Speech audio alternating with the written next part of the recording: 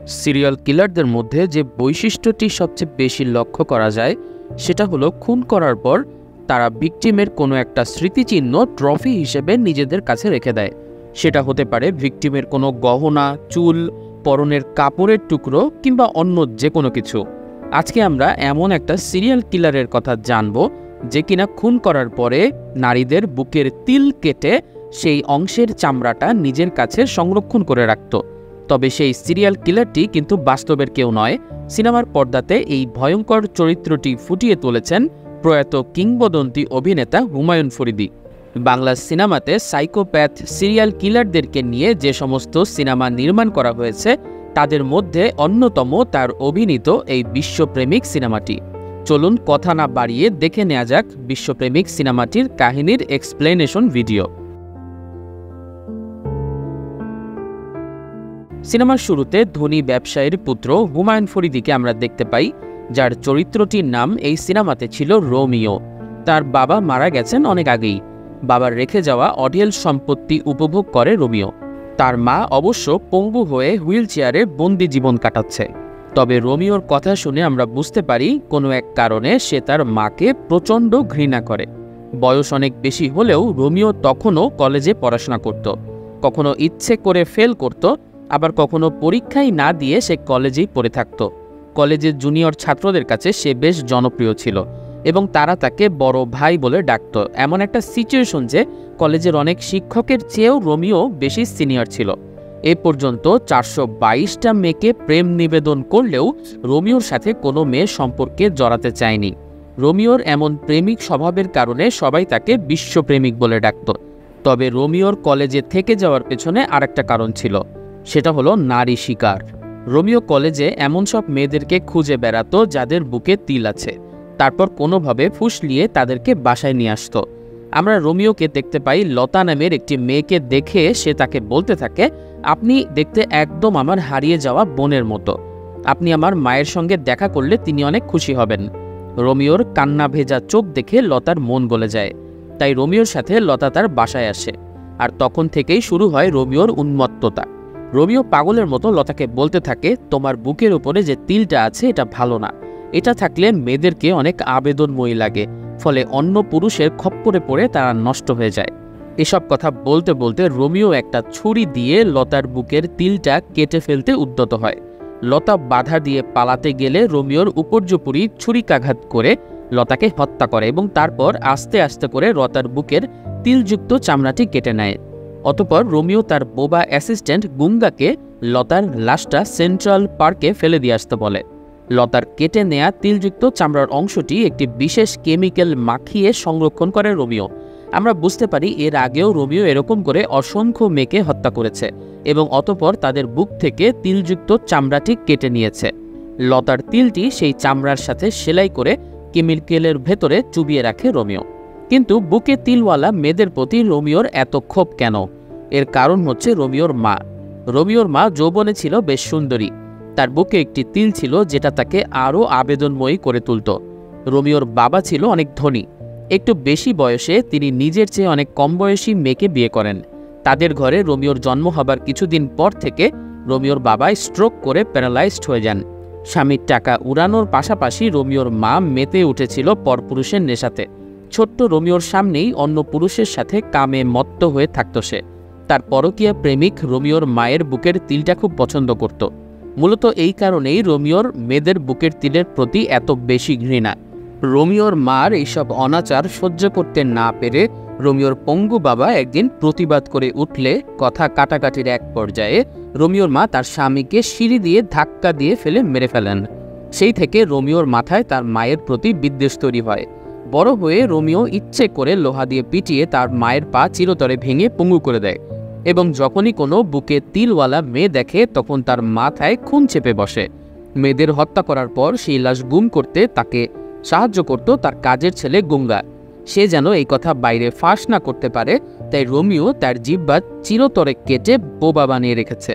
তবে গুঙ্গাকে প্রচুর পরিমাণে টাকা দিয়ে রাখে সে, যাতে নিজের সাথে ঘটা এই অন্যায় ঘটনা চেপে যায় গুঙ্গা। গুঙ্গা লতার লাশটা সেন্ট্রাল পার্কে ফেলে আসলে সেখান থেকে স্থানীয় লোকজন সেটা উদ্ধার করে তার বাসায় নিয়ে আসে। লতার মৃত্যুর খবর শুনে তাকে দেখতে আসেন সেই এলাকার একজন প্রথিতযশা চিকিৎসক ডক্টর মামুন। লতার মা মামুনের হাসপাতালের একজন নার্স ছিল। এদিকে হঠাৎ করে রোমিও খেয়াল করে তার গলায় যে কলার পিনটা ছিল সেটা খুঁজে পাচ্ছে না। লতার সঙ্গে ধস্তাধস্তির সময় সম্ভবত কলার পিনটা লতার গায়ে কোথাও লেগে গিয়েছিল। সেক্ষেত্রে কলার পিনটা এখনও সেন্ট্রাল পার্কে পড়ে থাকতে পারে। এই সন্দেহে রোমিও তার লোকজনদেরকে পাঠায় সেন্ট্রাল পার্কে ভালো করে খুঁজে দেখার জন্য। অন্যদিকে ডাক্তার মামুন যখন জানতে পারে লতাকে মেরে সেন্ট্রাল পার্কে ফেলে রাখা হয়েছিল, তখন সে নিজ উদ্যোগে আর কোনো এভিডেন্স পাওয়া যায় কিনা তার খোঁজ করতে সেখানে যায়। খুঁজতে খুঁজতে ডাক্তার মামুন চকচকে কলার পিনটা দেখতে পেয়ে যায়, কিন্তু সেই মুহূর্তেই রোমিওর পাঠানো লোকেরা মামুনের ওপর ঝাঁপিয়ে পড়ে। মামুনকে কয়েকটা গুন্ডার সাথে মারামারি করতে দেখে তাকে সাহায্য করতে এগিয়ে আসে তার এলাকার ছোট ভাই ফারুক। ফারুক ছিল মার্শাল আর্টে বিশেষ পারদর্শী। তারা দুজন মিলে খুব সহজেই গুন্ডাদেরকে ধরাশায়ী করে ফেলে। তাদের মারামারির সুযোগে গুঙ্গা অবশ্য গোপনে কলার পিনটা নিয়ে পালিয়ে যায়। গুন্ডাদেরকে শায়েস্তা করার পর ডাক্তার মামুনের কাছ থেকে ফারুক জানতে পারে তাদের কলেজের লতা নামের একটি মেয়ে সম্প্রতি মারা গেছে। প্রসঙ্গত ফারুক সেখানকার একটা নাম করা কলেজে পড়ে এবং সেই কলেজেরই সিনিয়র বড় ভাই বা আদু ভাই হলো আমাদের সিরিয়াল কিলার রোমিও। দূর থেকে রোমিও যখন দেখতে পারে তার কলার পিন গুঙ্গা নিয়ে যেতে সক্ষম হয়েছে, তখন সে নিজে থেকেই ফারুকের মাধ্যমে ডাক্তার মামুনের সাথে পরিচিত হয়। ডাক্তার মামুনের কাছ থেকে লতার মৃত্যুর খবর শুনে রোমিও খুবই অবাক হওয়ার ভান করে। সেদিন কলেজে লতার মৃত্যু উপলক্ষে একটি শোক সভার আয়োজন করা হয়। সেখান থেকে ফেরার সময় আমরা বুঝতে পারি রোমিও সিরিয়াল কিলার হলেও সে তার কলেজের ছোট ভাই ফারুককে বেশ স্নেহ করে। ফারুকের ইদানিং বেশ মাথা ব্যথা হচ্ছে, ব্যাপারটা সে গুরুত্ব না দিলেও রোমিও সহ ফারুকের পরিবারের সবাই বেশ গুরুত্বের সাথে দেখছে। ফারুক মোটামুটি ধনী পরিবারের ছেলে। তার মা বাবা তাকে খুবই স্নেহ করে এবং ভালোবাসে। ফারুক দেখতে যেমন হ্যান্ডসাম ছিল, পড়াশোনাতেও ছিল 100-তে 100। কলেজের মেয়েরা তার জন্য এক প্রকার পাগল ছিল। রাতের বেলা ফোন করে কথা বলতে চাওয়া কিংবা দিনের বেলা কলেজে প্রেমের প্রস্তাব দেয়া, এসব ব্যবহার ফারুক প্রায়ই তার কলেজের মেয়েদের কাছ থেকে পেত। কিন্তু সে এক জীবন এক নারী এই থিওরিতে বিশ্বাস করত। তাই সত্যিকারের প্রেমে পড়ার আগে কোনো মেয়ের সাথেই অন্তরঙ্গতা থেকে দূরে থাকত ফারুক। নারীদের প্রতি তার এই নির্লিপ্ততা দেখে রোমিও খুবই বিরক্ত হতো, কারণ এত বছর হয়ে গেল রোমিও একটা মেয়েকে পটাতে পারল না, আর অন্যদিকে ফারুক কোনো ইফোর্ট ছাড়াই একের পর এক মেয়ে পটিয়ে ফেলছে। তবে ফারুকের একটাই কথা, যতদিন না পর্যন্ত সে রিয়েল লাভের দেখা পাবে তার আগ পর্যন্ত সে প্রেম করবে না। তবে তার কিছুদিনের মধ্যেই সে রিয়েল লাভ পেয়ে যায়। মেয়েটির নাম হচ্ছে শিখা। তার বাবা দীর্ঘদিন যাবৎ বিদেশে বেশ উঁচু পদে সুনামের সঙ্গে কাজ করেছেন। এখন শেষ বেলায় পরিবার নিয়ে বাংলাদেশে চলে এসেছেন থাকতে। সম্পর্কের দিক থেকে ডাক্তার মামুন ছিল শিখার খালাতো ভাই। সেই সূত্র ধরে শিখার পড়াশোনার দায়িত্ব সে নেয়। ডাক্তার মামুন শিখাকে ফারুকদের কলেজেই ভর্তি করে দেয়। কলেজে ভর্তির দিনই শিখার নির্মল হাসি এবং আগুন ঝরানো রূপে দগ্ধ হয়ে যায় ফারুক। ক্লাসরুম থেকে লাইব্রেরি সব জায়গাতেই যেন ফারুকের চোখ খুঁজে বেড়াত শিখাকে। সেদিন রাতে ফারুকের ঘুম হয় না। পরদিন ক্লাসের এক গরিব মেয়েকে পড়াশোনার জন্য টাকা দিয়ে শিখাকে সাহায্য করতে দেখে ফারুক আরও বিমোহিত হয়ে যায়। এ যেন যত শিখাকে দেখতে থাকে তত প্রেমে পড়ে যাচ্ছে ফারুক। মনে মনে শিখাকে ভেবে এক রাউন্ড গাছের ডালে ঝুলে ব্যায়াম নৃত্য করে নেয় সে। পরে আর থাকতে না পেরে এক বান্ধবীর কাছ থেকে ফোন নাম্বার নিয়ে শিখাকে ফোন করে ফারুক। এই মাঝরাতে অচেনা এক লোকের নাম্বার থেকে ফোন পেয়ে উল্টোপাল্টা প্রেমের কথাবার্তা শুনে শিখার মেজাজ চড়ে যায়। ফলে রাগের মাথায় ফোন কেটে সে ঘুমিয়ে পড়ে। কিন্তু সকালে উঠে দেখতে পায় কে যেন তার বাসার দারোয়ানের কাছে একটা ফুলের তোড়া রেখে গেছে তার জন্য। আসলে এটা ফারুকেরই কীর্তি। ফুলের তোড়ার ভেতরে সে একটা চিঠি রেখে যায়, যেখানে সে শিখাকে নিজের ভালো লাগার কথা জানায় এবং সেই সাথে যদি শিখাও তাকে পছন্দ করে থাকে তাহলে সেদিন কলেজে নীল রঙের ড্রেস পরে আসার অনুরোধ করে। শিখা এই চিঠি পেয়ে বেশ রেগে যায়। সাবান দিয়ে ডলে ডলে গোসল করার পর নীল রঙের পরিবর্তে টকটকে একটা লাল জামা পরে সে কলেজের দিকে রওনা করে। শুরুতে ফারুককে দেখে ব্যাপারটা নিয়ে একটু ফ্লেক্স মারার চেষ্টা করলেও ফারুক যখন লক্ষ্য করে শিখার কানে দুটো নীল রঙের দুল পরে এসেছে, তখন তাকে নীল দুল পরার জন্য ধন্যবাদ জানায়। আসলে পুরো ব্যাপারটা শিখার অনিচ্ছাকৃত ভুল ছিল, তাই নীল কানের দুল দুটো সে নিচে ছুঁড়ে ফেলে সেখান থেকে চলে আসে। ফারুক সেই কানের দুল জোড়া নিয়ে কমন রুমে গিয়ে প্রশ্ন করে এই দুল জোড়া কার। উত্তরে ক্লাসের বেশিরভাগ মেয়ে সেটাকে নিজের বলে দাবি করলেও ফারুক সযত্নে সেটা শিখার হাতে তুলে দেয়। প্রচণ্ড রাগে শিখা সেখান থেকে চলে আসে। এদিকে কানের দুল তাড়াহুড়া করে খুলতে গিয়ে শিখার কান কিছুটা কেটে যায়। তখন সে চলে আসে তার খালাতো ভাই ডাক্তার মামুনের চেম্বারে। ট্রিটমেন্ট করিয়ে বাসায় ফেরার পর আবারও ফারুকের ফোন আসে। এবার ফারুক শিখাকে পরদিন লাল জামা পরে আসতে অনুরোধ করে এবং চ্যালেঞ্জ করে পরদিন সে এবং শিখা একই গাড়িতে করে কলেজে যাবে। সকালে উঠে শিখা দেখে কোথা থেকে যেন কিছু শিশু শ্রমিককে নিয়ে শিখার বাসার সামনে আই লাভ ইউ প্ল্যাকার্ড দিয়ে ফারুক ভরিয়ে ফেলেছে। যদিও পরে সবাইকে ডেকে আনলে সে দেখে রাস্তা ফাঁকা। সেদিন কিন্তু আসলেও তারা এক গাড়িতে গিয়েছিল কলেজে। ফারুক শিখাদের ড্রাইভারকে আগে থেকেই বেঁধে রেখে ড্রাইভ করে শিখার গাড়িটা নিয়ে কলেজে চলে আসে। শিখা আপাতমস্তক সাদা জামা পরলেও তার ঠোঁটে লাগানো লাল লিপস্টিকটাই ফারুকের নজর কাড়ে। এদিকে এতদিন ফারুক মেয়েদেরকে পাত্তা না দিলেও এখন হঠাৎ করে শিখার পিছু পিছু ঘোরার ব্যাপারটা তার বন্ধুদেরকে অবাক করে দেয়। এমনকি হঠাৎ করে পড়াশোনা থেকে উদাসীন হয়ে যাওয়ায় তার বাবা মাকেও ব্যাপারটা নিয়ে বেশ ভাবায়। ফারুকের জন্য শিখার অন্য কোনো ছেলে বন্ধুও হচ্ছিল না।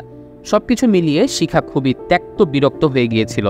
তার বাবা পুলিশ ডাকতে চাইলেও শিখা ফারুককে শায়েস্তা করার জন্য কয়েকজন বডিগার্ড ম্যানেজ করতে বলে। পরদিন সেই বডিগার্ডগুলোকে নিয়ে শিখা ফারুককে শায়েস্তা করতে গেলেও ফারুক নিজের মার্শাল আর্ট কারিশমা দেখিয়ে সবগুলো বডিগার্ডকে কুপঘাত করে দেয় এবং সেই সাথে শিখাকে বলে, তুমি যতই আমাকে ঘৃণা করতে চাও, তোমার মনের ভেতরে আমার জন্য যে ভালোবাসা আছে সেটাই একদিন তোমাকে আমার কাছে টেনে নিয়ে আসবে। পরদিন ঠিক সেটাই ঘটে। ফারুক প্রতিদিন যখন শিখা আসতো তখন কলেজের গেটের কাছে দাঁড়িয়ে তাকে বিরক্ত করত, কিন্তু সেদিন সকালে ফারুক গেটের কাছে না দাঁড়িয়ে বন্ধুদের সাথে এক জায়গায় লুকিয়েছিল। আর শিখা স্বভাবতই গেট থেকে ঢুকে ফারুককে দেখতে না পেয়ে খুবই অবাক হয়ে যায় এবং আশেপাশে ফারুককে খুঁজতে থাকে। এরপর ফারুক হুট করে তার সামনে উদয় হলে আগের মতোই শিখা খুব বিরক্ত হবার ভান করে চলে যায়। এটা দেখে ফারুকের বন্ধুরা হাসাহাসি করতে থাকে। তাদের ধারণা শিখা ফারুককে মোটেও পছন্দ করে না। যাই হোক, ফারুক এবং শিখার মধ্যে এই যে এত কিছু হয়ে গেছে এর কোনো কিছুই কিন্তু রোমিও জানতো না, কারণ সে তার ব্যবসায়ের কাজে এই কদিন বিদেশ গিয়েছিল। বিদেশ থেকে ফিরে আসার পর ফারুক এবং তার বন্ধুরা শিখার ব্যাপারে তাকে সবকিছু জানায়। পড়াশোনা পাগল ফারুক যে কোনো মেয়ের প্রেমে পড়তে পারে এটা শুনে রোমিও ভীষণ অবাক হয়ে যায়। ফারুকের প্রেমে পড়াটা সেলিব্রেট করার জন্য তারা সবাই ডিস্কোতে গিয়ে নাচানাচি শুরু করে। কিন্তু নাচানাচির এক পর্যায়ে ফারুক মাথা ঘুরে পড়ে গেলে তাকে ডাক্তার মামুনের চেম্বারে ধরাধরি করে নিয়ে যায় সবাই। ডাক্তার মামুন ফারুককে আপাতত কিছু টেস্ট দিয়ে হাসপাতাল থেকে রিলিজ দিয়ে দেয়। ফারুকেরা যখন চলে যাচ্ছিল তখন শিখা মামুনের সঙ্গে দেখা করতে যাচ্ছিল। শিখা ডাক্তার মামুনকে জানায় ফারুকই হচ্ছে সেই ছেলে যে তাকে ডিস্টার্ব করে। তবে মামুন ব্যাপারটাতে তেমন একটা পাত্তা দেয় না। সে পুরো ব্যাপারটাকে ফারুকের ছেলে মানুষই হিসেবে ধরে নেয়। শিখা ফারুকের হাত থেকে বাঁচার জন্য নতুন একটা প্ল্যান করে। সে মাথায় কাপড় দিয়ে পরদিন কলেজে এসে বলে তার সঙ্গে অন্য একটা লোকের এঙ্গেজমেন্ট হয়ে গেছে। ফারুক তখন প্রশ্ন করে লোকটি কে। শিখা বলে লোকটি হলো রোমিও। শিখা লক্ষ্য করেছিল রোমিওকে ফারুক বেশ মান্য করে চলে, তাই রোমিওকেই নিজের মিথ্যে বাগদত্তা সাজায় এবং সেই সাথে নিজে থেকেই রোমিওর সামনে গিয়ে প্রপোজ করে এবং তার বাসায় বিয়ের প্রপোজাল পাঠাতে বলে। রোমিওর মাথা শিখার মতো রূপবতীকে এভাবে প্রপোজ করতে দেখে একদম এলোমেলো হয়ে যায়। তবে মজার ব্যাপার হলো শিখার বুকেও একটা তিল ছিল, কিন্তু রোমিওর সামনে গলায় কাপড় দিয়ে রাখায় রোমিও সেটা দেখতে পারেনি।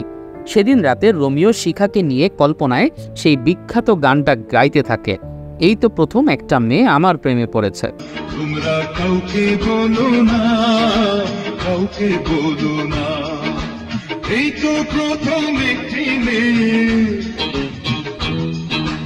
এই তো প্রথম একটি মেয়ে আমার প্রেমে পড়েছে, পাগল করেছে আমায় জাদু।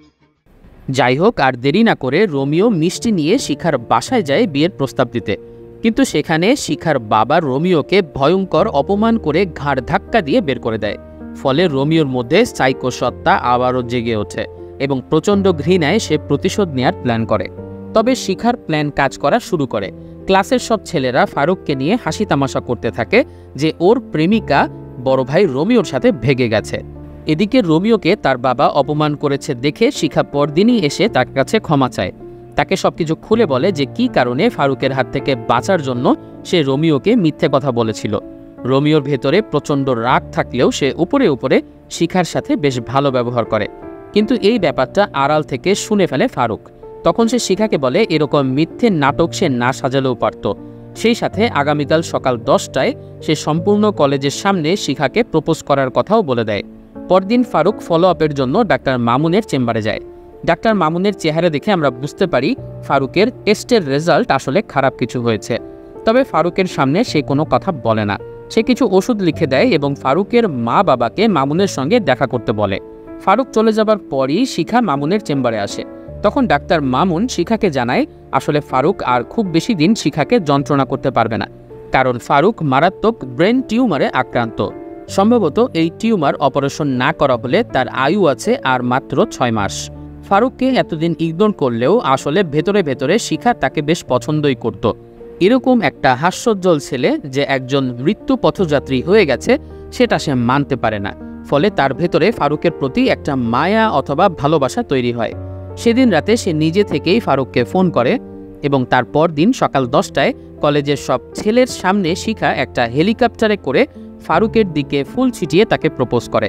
খুব অল্প সময়ে তাদের ভালোবাসা এত গাঢ় হয়ে যায় যে এক রাতের নোটিশে শিখা বাসার কাউকে না জানিয়ে ফারুককে কাজী অফিসে গিয়ে বিয়ে করে ফেলে। সেদিন ফারুকের সাথে বাসর রাত কাটিয়ে পরদিন যখন সে পরিবারের কাছে যায় তখন সবাই শিখার কর্মকাণ্ডের কথা শুনে রাগে বিমূঢ় হয়ে পড়ে। পালিয়ে বিয়ে করেছে এটা বড় কথা না, বড় কথা হলো শিখা এমন একজনকে বিয়ে করেছে যার আয়ু মাত্র আছে 6 মাস। ডাক্তার মামুন তখন ফারুককে তার রোগের ব্যাপারটা জানায়। ফারুক তখন নিজেকে খুবই অপরাধী ভাবতে থাকে, কারণ সে যদি আগে জানতো তার ব্রেন টিউমার আছে তাহলে কখনোই নিজেকে শিখার জীবনের সাথে জড়াতো না।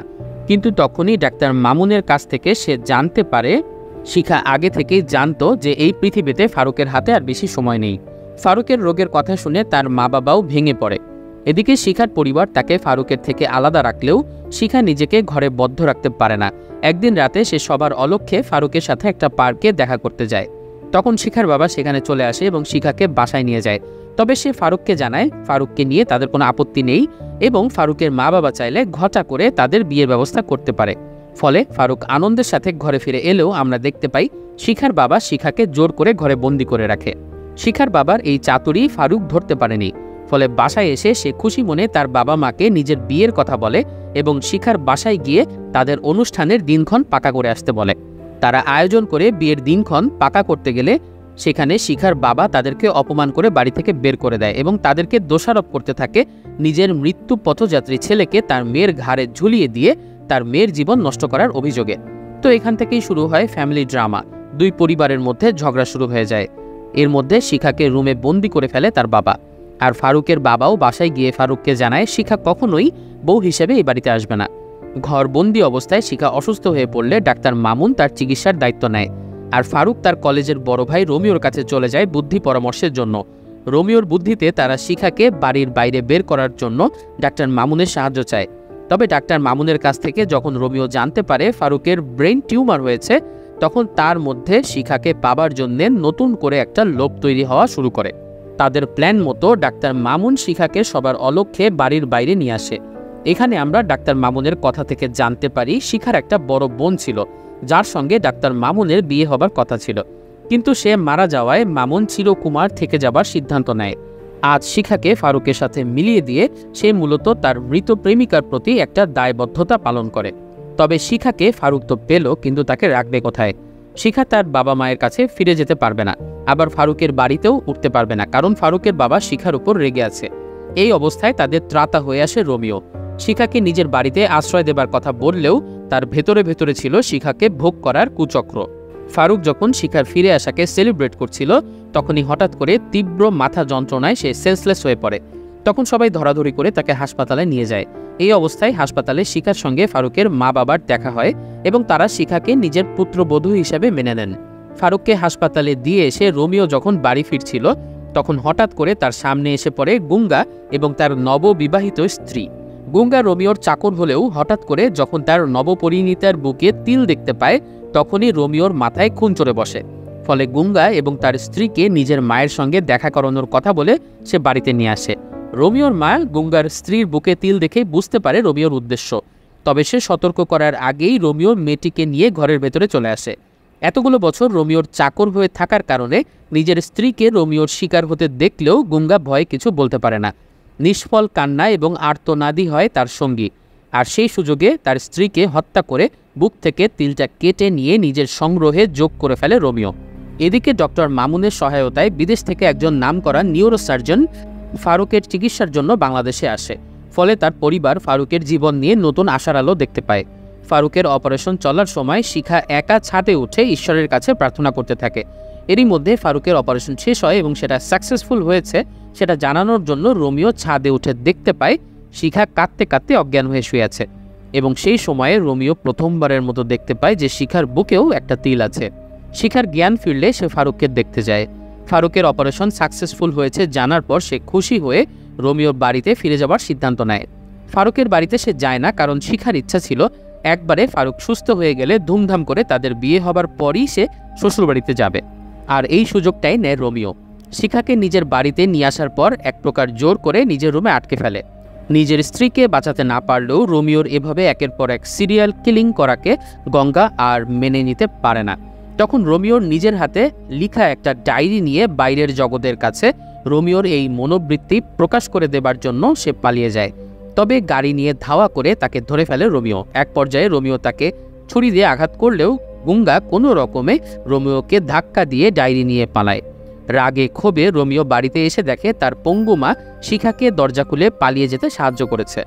এ কারণে সে তার মাকে হুইল চেয়ার সহ সিঁড়ি দিয়ে ধাক্কা দিয়ে ফেলে দিয়ে হত্যা করে, ঠিক যেমনভাবে তার মা বহু বছর আগে তার বাবাকে হত্যা করেছিল।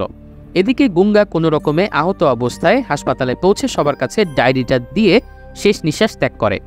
গুঙ্গার কাছ থেকে রোমিওর নিজ হাতে লিখা ডায়েরি পড়ে ডাক্তার মামুন বুঝতে পারে রোমিও আসলে একজন সাইকোপ্যাথ কিলার, আর শিখা তো এখন তারই কাছে আছে।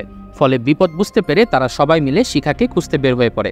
শিখা রোমিওর হাত থেকে পালানোর চেষ্টা করতে থাকে, আর তখন ফারুকের সব বন্ধুরা মিলে শিখাকে খুঁজতে থাকে। এক পর্যায়ে তারা শিখাকে পেয়ে যায়, কিন্তু তখন রোমিও শিখাকে কবজা করে তার বুকের তিলটা ছুরি দিয়ে কেটে ফেলার চেষ্টা করছিল। শিখাকে বাঁচাতে গেলে রোমিওর ভাড়া করা গুন্ডারা ফারুকের উপর আক্রমণ করে। তবে মাত্র একদিন আগে অপারেশন হওয়া ফারুক তাদের সাথে খুব একটা সুবিধা করতে পারে না এবং এক পর্যায়ে রোমিওর হাতে মার খেতে থাকে। রোমিও যখন শিখাকে শেষ করে দেবার চেষ্টা করে তখনই ফারুক নতুন উদ্যমে জেগে ওঠে এবং রোমিওকে মেরে ফেলে। যত ভালো কাহিনী থাকুক না কেন, বাংলা সিনেমার শেষে কিছুটা গাঁজাখুরি যেন থাকতেই হবে। তাই মাত্র একদিন আগে ব্রেন টিউমারের সার্জারি করে ফারুক মারামারি করে রোমিওর পুরো দলকে পরাজিত করে। আর রোমিও মারা যাবার পর পুলিশ এসে অন্য শত শত বাংলা সিনেমার মতো বলে ওঠে আইন নিজের হাতে তুলে নেবেন না। এভাবেই সবার মিলনের মাধ্যমে সিনেমার একটা হ্যাপি এন্ডিং হয়। 90 দশকে মুক্তি পাওয়া এই সিনেমাতে একটা দুর্দান্ত সাইকো থ্রিলার হবার মতো সব ধরনের রসদ থাকলেও সিনেমার শেষের দিকে গিয়ে কেন যেন কাহিনীটা 8-10টা গড়পড়তা সিনেমার মতো করে শেষ হয়। তবে সেই সময়ের বিবেচনায় সিনেমাতে হুমায়ুন ফরিদির চরিত্রটি নিঃসন্দেহে প্রশংসার দাবি রাখে। 90 দশকের এই সিনেমাটি আপনারা হয়তো অনেকেই দেখেছেন। যারা সিনেমাটি দেখেছেন অথবা দেখেননি তারা আজকের এক্সপ্লেনেশন ভিডিওটি কেমন লাগলো প্লিজ কমেন্ট করে জানাবেন। ভিডিওটি ভালো লাগলে লাইক করুন এবং এরকম আরও ভিডিও দেখতে চাইলে আমাদের চ্যানেলটি সাবস্ক্রাইব করে দিন। সবাই অনেক ভালো থাকবেন, সুস্থ থাকবেন, নিরাপদে থাকবেন এই কামনায় বিদায়।